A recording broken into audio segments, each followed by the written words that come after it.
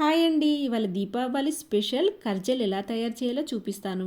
ఒక కప్పు గోధుమ పిండిలోకి కొద్దిగా సాల్ట్ వేసుకున్నాక తగినన్ని వాటర్ యాడ్ చేసుకుంటూ పిండినంతా ఇలా బాగా కలిపేసుకోవాలి. పిండిని ముద్దలాగా తయారు చేసుకున్నాక చిన్న చిన్న బాల్స్ చేసుకొని కట్ చేసిన వెండి కొబ్బరిని మెత్తగా గ్రైండ్ చేసుకున్నాక ఒక కప్పుకి హాఫ్ కప్పు షుగర్ వేసుకొని మళ్ళీ ఒకసారి గ్రైండ్ చేసి ఒక బౌల్లో వేసుకోవాలి.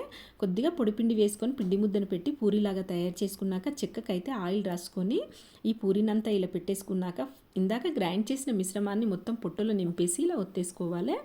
ఇలా తయారు చేసుకొని అన్నీ పక్కన పెట్టేసుకున్నాక స్టవ్ వెలిగించి ముకుడు పెట్టి తగినంత ఆయిల్ పోసాక ఆయిల్ బాగా వేడయ్యాక వేడి వేడి నూనెలో ఇలా ఒక్కొక్కటిగా వేసుకోవాలి.